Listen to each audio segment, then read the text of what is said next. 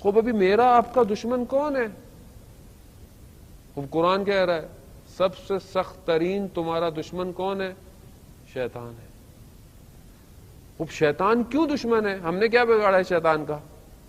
خوب یا تو آپ نے کسی کا کچھ بگاڑا ہو تو وہ آپ سے دشمنی کرتا ہے نا، مطلب آپ کہیں جا رہے ہیں روڈ پہ، کسی کو آپ نے دھکا دے دیا، کسی کو آپ نے گاڑی مار دی، کسی کا آپ نے فائنینشل نقصان کر دیا تو وہ آپ سے دشمنی کرے گا۔ لیکن ہم نے شیطان کا کیا بگاڑا جو شیطان ہمارا دشمن ہے؟ خوب یہ بہت مہم ہے کہ شیطان کیوں دشمنی کر رہا ہے بنی آدم سے۔ خوب یہ آپ کے سامنے ہے کہ جب پروردگار نے حضرت آدم کو خلق کیا، کہا سجدہ کرو، تو شیطان نے کیا کہا؟ میں اس سے افضل ہوں، میں اس سے بہتر ہوں۔ میں اس سے کیوں؟ کہ حضرت آدم نے کوئی نقصان دیا تھا شیطان کو؟ کیا حضرت آدم نے کچھ کہا تھا شیطان کو؟ کیوں اس نے دشمنی کی؟ قرآن کہتا ہے حسد اور کبر کی وجہ سے، یعنی جیلسی کی وجہ سے، تکبر کی وجہ سے، اپنے آپ کو بڑا دیکھتا تھا۔ خوب یہ دو فیکٹر جو شیطان کے اندر پائے جاتے تھے، جو شیطان کو پھر اس کی وجہ سے جب اس نے کام نہیں کیا، خدا نے کہا باہر نکل جاؤ، جب نکال دو تو اس نے بولا میں نہیں چھوڑوں گا اس کو، میں اس کی اولاد کو قیامت تک نہیں چھوڑوں گا۔ خوب وہ سخت ترین دشمن کہہ رہا ہے۔ خوب کیا ہم اپنی زندگی میں شیطان کو پاتے ہیں یا نہیں پاتے؟ پہلی چیز شیطان ہے۔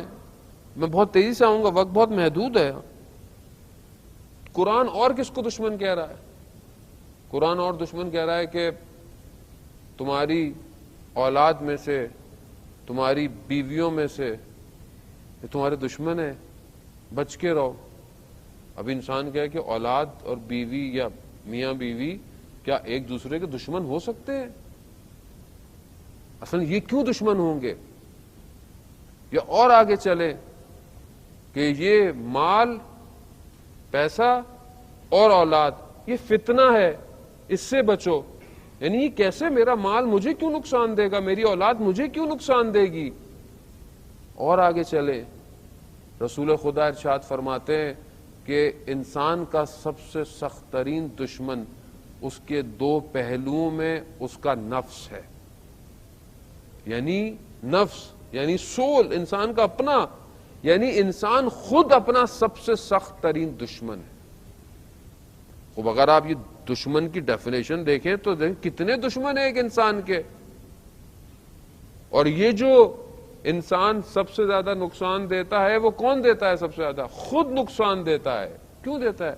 عزیزان محترم، دو چیزیں انسان کے اندر ہیں، ایک دنیا کی طرف اٹریکشن، ایک خدا کی طرف بڑھنا۔ یہ دونوں چیزیں اپوزٹ ہیں۔ اگر وہ دنیا کی طرف، دنیا کی چیزوں کی طرف اپنی ہر چیز کو پورا کرنے کے لیے بڑھتا ہے تو خدا سے دور ہو جاتا ہے، اور اگر خدا کی طرف بڑھتا ہے تو پھر دنیا اس سے چھٹتی ہے۔ اب یہ جنگ اس کی اپنے ہی آپ سے جنگ ہے، یعنی گویا دو میں انسان کے اندر چھپی ہوئی ہے، اور یہ دو میں آپس میں جنگ کر